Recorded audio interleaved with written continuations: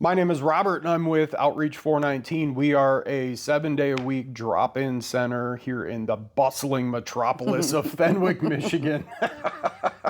Welcome to Fenwick. And what we're doing today is something that I'm hoping is going to be very helpful to some people, hopefully answer some questions, and also take the veil back a little bit on Suboxone. Around the recovery tables, a lot of times MAT, medication-assisted therapy and treatments, they don't get talked a lot about around the tables. And sometimes there's a stigma around some tables where people don't really accept people as being sober if they're on some of these medications and that sort of thing. So what we have today is really unpacking somebody making the decision to get off of Suboxone. Yes. And when you said that to me in a meeting and you brought it up, I was immediately like, wow, there's just so many questions, and because it wasn't a part of my recovery journey. So, but I know that a lot of people are on MAT, and so I'm curious about just different things. I'm going to introduce to you Stacy. She's been a participant of ours for what now? 6 months almost. 6 months, okay. And doing well, and just today, Yes. just today. What happened just today? I finished my CCAR class. So she is now a recovery coach. Yes. Yeah, and 6 months ago, when you were sitting right here, I remember you sitting right there and talking to another participant that we both know. Never did I ever think like you're going to be sitting here now and then. Yeah, that day I was actually trying to figure out if I was going to come back and pursue recovery. I'm like, I don't know if this is the right place for me. Sure. But I've been back almost every day since then. Sure. Pretty much. So Suboxone, let's unpack that a little bit. Like, what is it? And just, this is all layman's terms. Yes. We don't talk clinical here. So layman's terms, what is it? Why did you get on it? And just talk to me a little bit about that decision. So ultimately, Suboxone is used for people who are addicted to heroin or opiates in general, fentanyl, any of the Vicodin, stuff like that. And I had started an addiction with Vicodin. It was a very expensive addiction, and it was actually subscribed to me by my doctor. Okay. And so I had like several refills for it, and I just got addicted to opiates. And I think at that point in time, I was buying so many, and it was just getting, like, I was taking probably at least 20 a day, and that's $3 a piece, and it's just got to be a lot. Yeah. And my family started noticing like something wasn't right with me. I mean, I was working, I was taking care of my kid, I was functioning, but I was an angry person and I wasn't being myself. I had actually started buying Suboxones off the street from a friend of mine who was, she just got home from rehab, and she's like, it's the best thing that's ever happened to me. I'm able to get off the pills, and, you should probably give it a try. And so I did, and I spent a little bit of time back and forth between, trying to take Suboxone and managing my opiate habit. Was that prescribed to you, or you're just buying it off the street? I was buying that off the street too. Okay. And because at that time. So what is it? Is it a pill? No. Well, it started off as a pill. Sure. It started off as an orange pill, and then they put it in like a sublingual form, so it's just a strip, and you put it in your mouth and it dissolves. But like at that time, there was very few doctors that were able to prescribe Suboxone. Okay. And in order to do that, they had to be screened and vetted, and then you had to go through like a huge like recovery doctor's office. You had to go to meetings, you had to go to counseling. So in order for me to do that, I had to admit that I had a problem. I had to admit to my family I had a problem. And when that came time, and I ended up going to rehab, they ended up putting me on Suboxones for myself, which was amazing. I was able to get a job. I was able to function. But what comes along with that, at that time, you had to do counseling. You had to do meetings. You had to, see your doctor every other week. And it was a lot. And they drug screen you. And in order to make sure that you're doing what you're supposed to be doing, kind of checking the levels in your system. Checking the levels. Are you poly using? Are you using coke or heroin or meth? Well, they wanted you to be working on yourself. Sure. But at some point in time, right before COVID, it became like you could get it through pretty much any doctor's office. A lot of doctors were getting the kickbacks of, being able to prescribe Suboxone. So you're saying like the treatment part of it It stopped. started to go away. Yeah. Like you didn't have to go to as many meetings. I wasn't being you held didn't have to- accountable. No, and they were over-prescribing. Okay. Like, I was getting prescribed 3 8-milligram strips a day and taking 1. So, and then you have, when you're not going to the meetings, you're not going to counseling, you're Sure. not going to see your doctor, it's only going down to once a month where you see your doctor. That, especially being an addict, you find ways to not only keep yourself okay, but you can sell it to other people. Sure. And to be honest, Suboxone kept me off opiates, and it kept me off heroin, and it kept me alive. Mm-hmm. But it's also another addiction. And some people use it to get high on. If they're not familiar with opiates and they don't have a history with opiates, they can take it and they can get high. Okay. So there's a lot of abusing it that way. Yeah. With all the many great things that it provided, it also led me down a whole other path of being able to not, I had my own, plus I would sell them and have money in my pocket and not be accountable for what I was doing. I found that for me, I've been clean off heroin and opiates for 9 years. Right which on. is great. Yep. I didn't have to worry about, overdosing. Yeah. My sister passed away at 25 Yeah. of a heroin overdose. Yeah. So, it saves lives. It really, really does. But when that being held accountable part went away, so did, all the things I was supposed to be doing and the focus I was supposed to have on my recovery. I think a big part of putting somebody on a medication like that needs to have that recovery part with it. Because if you don't, you're just handing them another thing. Yep. That's always been the thing that I have gone to, is like I always felt like there's such a missed opportunity Yeah. to have counseling, to have just a little bit of interaction. I just always felt like it was such a missed opportunity. But I didn't know that it started out with the counseling. So that's interesting that it started out that way. Did you see as much abuse of, you know what I mean, of Suboxone? No, not at first. Not at first. No, Okay. because it was a brand new drug. I'm not saying brand new, but it was new to our area. Yeah. 10 years ago, and this is, then that was when the Dilaudid and the morphine and all that was running rampant, and people that got people that went to rehab got on the Suboxones, and it saved their life. It really did, and they started learning recovery then. But recovery back then wasn't big. It wasn't like It was more stigmatized. It was like, you're in recovery. People that on Suboxone couldn't get jobs. They had to do drug tests for at the local factories, stuff like that. You had to be really careful. Sure, because you still test. For opiates. For opiates. Okay, Yeah, you could job dirty. okay. And a lot of places don't want to hire you if you especially at that point in time, if you're a recovering drug addict and you're taking other drugs that can mess with you mentally and physically, because like I said, you can get high on Suboxone.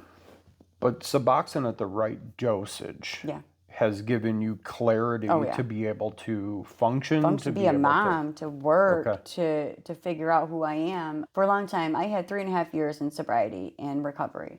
And this is right before COVID.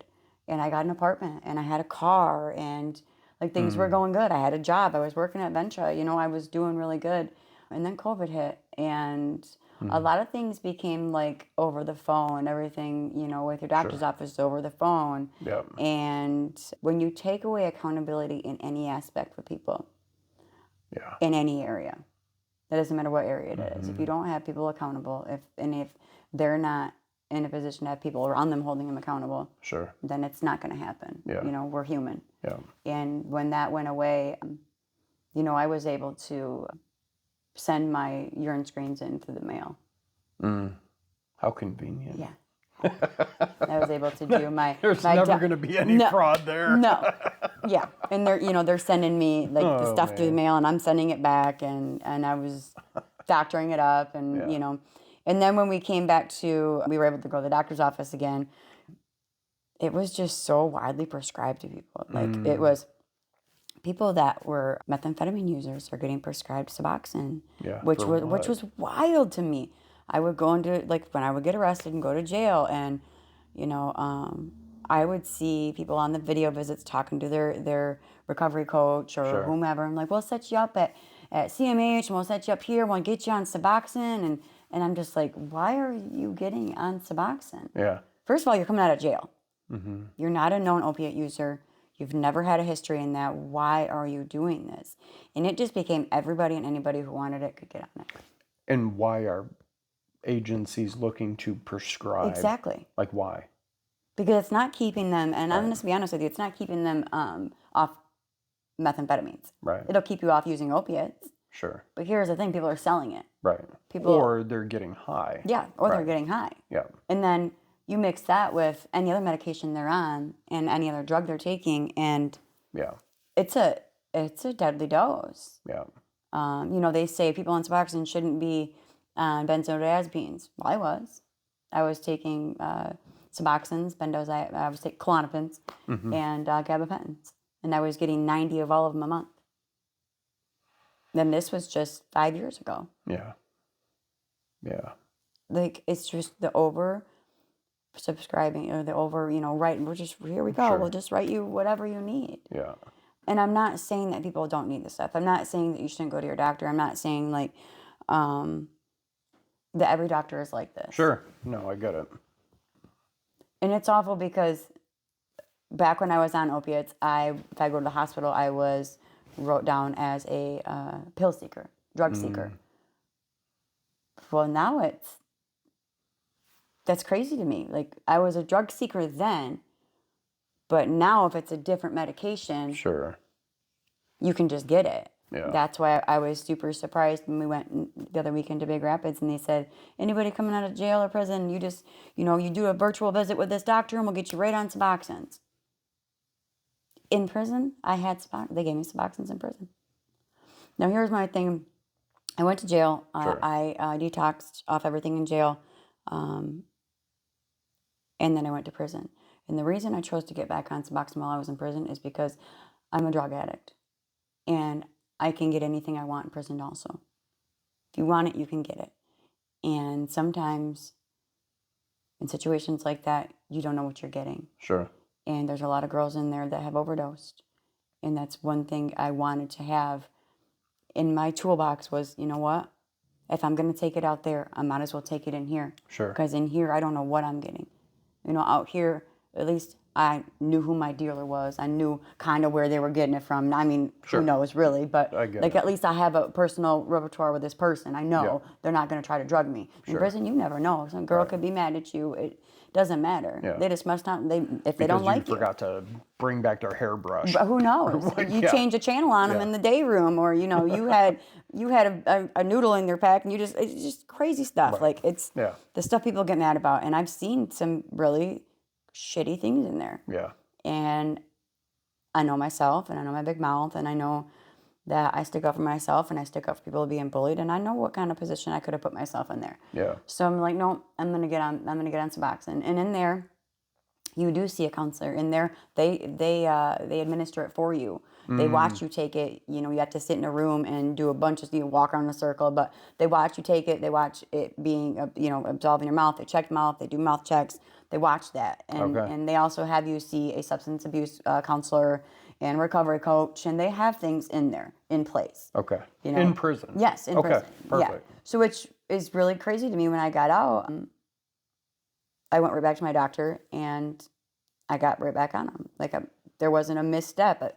But there wasn't that layer of accountability though either. No, I have no accountability. Still to this day, I don't have an accountability with it. They do Yeah. drug tests there, but I go into the bathroom by myself. I mean, Yeah.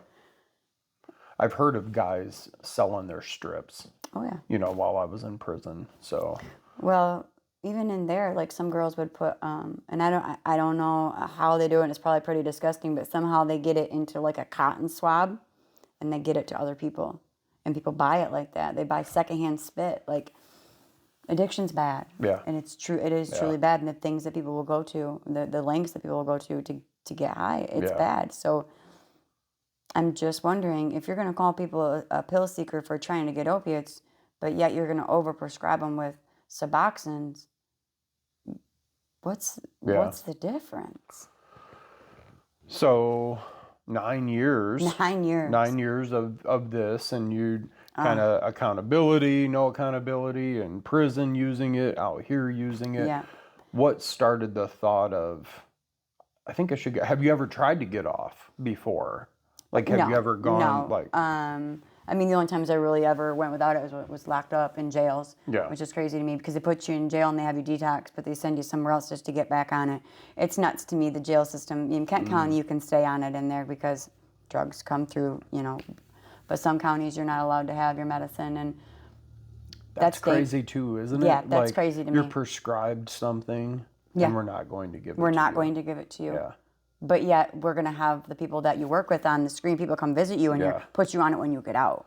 It's a whole nother conversation. It sends you mentally crazy. Like, it's nuts. But I'm just to the point, we're working in my recovery. I have gotten to a point where I'm ready. I'm ready to let go of all the crutches and all the things that keep me in that mind frame, and the taking it every day, and the doctor's office with. I'm ready to move past that part in my life. Sure. And there is that stigma that if you're on Suboxone, you're not sober, or you're not in recovery, or whatever people say, and that does bother me a little bit because that's not fair to say. No. I work my recovery program just as hard as anybody else. I'm doing things in my life that I've never had the chance to, and Suboxone has given me that too. Sure. But it's time. It's just time for that part of my life to be over. And to be honest with you, I'm gonna go through withdrawals. Have you studied any of this, or talked to other I've people? looked into it. I've talked to my doctor. I've talked to other people that have went on the Sublocade shot, and I know people that have went on it and it has completely failed for them. But then my doctor says that's like a 1% chance. And those people weren't really trying to get off the Suboxone anyway. They were either made to do it through a program, or like, hey, if you don't get on this, you can't be in our facility. So a couple weeks ago, we were at that event up at Ferris, and one of the panelists, was talking to you directly about, hey, I was in your shoes. Yeah. I did the Sublocade shot. I was able to wean myself off. And what I loved about that moment was I could see him giving you hey, I've been there, I've done that, you're going to make it. He was giving you this confidence. It was that hope, too, that looking at him and just seeing the look he gave me, I know that he's been through some shit. Sure. And for him to say, hey, I was strong enough to do it after so long, and I did it. Yeah. And the other side of it is better. Yeah. It was awesome to me, And that's all we're trying to do here. Yeah. So as we document this journey over this is going to be... Well, I'm not sure exactly. Couple months? Yeah, a couple months. Sure. It's going to be, I think we're going to start off as 2 shots, and I think they're like 150 each. And then just to level me out to make sure that they stay in my system. And then each month it's going to go down. And I think it's 6 months. Okay. So, yeah. Cool. And I look forward to checking in with you. I mean, we see each other every day. Every day. But I would love to document this journey because I'm sure that there's some people out there that would have questions about it, that may agree or disagree with some of the things that you've said. And that's okay. We welcome open discussion here. We don't claim to have it figured out, but this is Stacy's journey, and this is what she's feeling called to in this part. So we are honoring that and doing our best to just shine a light on this is another part of the pathway, right? Yeah, and I think for me this is just being off medications that mess with my brain chemicals, that mess with my body, it mess with my emotions. I really want to know who I am without all this, I've been on some kind of drug or Suboxone or something for the last 10 years, and that's rough. Yeah.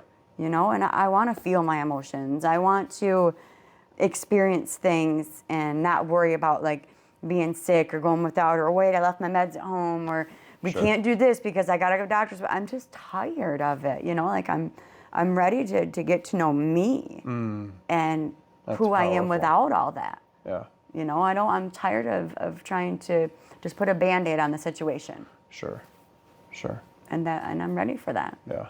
I think you're going to do great with just giving people hope. Kind of the hope that you received from that person. I see you just reflecting that hope through this process. I hope so. I really do. And everybody's journey is different. Everybody's is. And sometimes it'll take a year to make that choice. Sometimes it takes 9 years, for, you know. But just there is hope out there. And there is, when you're ready, you're ready. You know, when you're at that point, don't be afraid of it. You know, my doctor's like, well, when do you want to schedule this shot? And I'm like, January. She just looked at me. I'm like, next month. I'm like, just do it next month. Let's just do this. January. She just looked at me. I'm like, listen, if I put it out any longer, I'm not going to do it. So let's just do it because I know what I want. Sure. But that's that part of you that's scared and that's like, oh, let's just put it off for a little while. No, it's time. How important is it to you at this point in your journey making that decision to know that you have a community of people that support you, that you're honest with, how important is that aspect? That's the biggest part of it. If I was by myself, there's no way I could do it. I think that's the best thing that's ever happened to me is coming home and finding community. Yeah. You know, like I said, my first day here, having a conversation with him, it was like, I'm not sure if I'm going to come back. I'm just not sure if this is the place for me. I'm not sure. And, you know, you just got to take that chance, get out of your comfort zone. And the more you plug into your communities, the more you plug into yourself. That's what I found. You know, you have to participate in your recovery. You have to. I can't just kick back and No. I pass. Yeah. It's good to pass every once in a while. And it is. It's good to be teachable and to learn and to sit back and realize like, okay, this is a meeting where I need to just absorb what's going on. But all in all, are you an active participant in your recovery? Yeah. Yeah. And that's because nobody's going to thing. do it for you. Oh, no. Nobody can. No. I mean, I've tried doing it for my friends and my loved ones, and that's not going to happen. It's hard. It is very hard. It's hard. But I guess my biggest thing for doing this is just shining some light on. There's good parts of medication-assisted treatment. Sure. There's wonderful parts of it, like just keeping yourself around for your kids and for your family and being able to work and being able to, you know, have a functioning life. Yeah. But there comes a time where that medication was not meant to be on for life. It's not. I'm curious to do some digging myself over the next, maybe between now and the next time that we get together just to touch base. Yeah. I would love to do some digging into why did that initial kind of accountability factor, why did that go away? Well, I remember there was a couple friends of mine, one's passed away now, but he used to go down to Lansing to get his meds from a doctor down there. And whenever I would take him down there, he'd be in the doctor's office for 2 hours because you had to sit, you had to go through the group meeting and all of that. And then you had to have your consultation with your doctor and they had to do a piss test and they had to do all that. It took 2 hours. Yeah. Just every month he had to go down there for 2 hours, you know, and he had to do some kind of counseling on his own. And then now you can just virtual, hey, I just got out of jail. Yeah, I just got out of jail. And for somebody that knows that they can sell them. Oh, yeah. $10 a piece. Then it becomes, okay, well, I'm going to get out of jail. I need a hustle. Yeah. So that's the part that that's where I feel like there's a disconnect. And it's huge. And here's the thing. For me, I definitely was on my Suboxone, but I was still using methamphetamine at the time. Yeah. And I would sell half my script. And that was $10 a piece. And that, let's see, I probably was selling at least 60 of them, 70 of them sometimes. I would, you know, I didn't sell them probably at that price all the time, but whatever. Sure. I was still being able to. An extra $500-$600 a month. Yeah, well, I mean, that was supplying my habit. That was supplying, you know, my drug habit and my food and my smokes. And I didn't have to do anything. I didn't have to work. I didn't have to be a part of my community. I got to fuel my addiction through a prescribed something from my doctor, through the government. Yeah. And that's crazy to me. Like, you know, they want to do all this funding cut to Medicaid and to to everybody, to helping the people that need help the most. But when it comes to like prescribing things to people and getting them addicted to things, they're more than willing to do it, except for if it's opiates. If it's opiates, not. That's where I don't understand this, how it went from all of this to, I mean, and most of that was because of the doctor's office and because of Big Pharma. Like, they overprescribed opiates away in the beginning, so how are they making the same mistake now? Yeah. And being okay with these young kids being on it for the rest of their life. Yeah. Where is that? I just don't see how that adds up. Yeah. You know? Yeah. Because I'm pretty sure the same people that make the Suboxones are the same people that make the opiates. I mean... That's how it rolls in America. But, you know, I'm just saying, like, so what happened? Yeah. And what happened to the accountability part of it? Yeah. I mean... That's the part I'm curious about is, just that accountability factor. What happened to that? Was it COVID that when everything went virtual? You know, we don't do a lot of virtual meetings here. We're getting ready to start some virtual things. Yeah. But we really find there's so much power in that face-to-face interaction. There You is. get to see how somebody flinches or how they react to a statement or how they're sighing or there's a lot Their body language, tells a lot. Yeah, big cues. And showing up. Because of clicking a button on your phone is not showing up. Sure. Yeah. You know? Yeah. But I even found it hard now because I have to be in counseling just per parole. I found it hard to find a place that will see me face to face. It's like everybody wants virtual. Everything is virtual. Yeah. Yeah. And there's no accountability in virtual to me. I hear you. So you're going to get your shot then on the 5th. On the 5th. Okay, so that's coming up here in a couple days. I would think it's Wednesday. Okay. It's Wednesday, yeah. Would you like to do a check-in like in a week, like after you get the shot? Like what's from the research you've done? Is there like how are you going to do like after your first shot? Is that I mean, there's a lot of research into it, but I guess it's by person really how you do.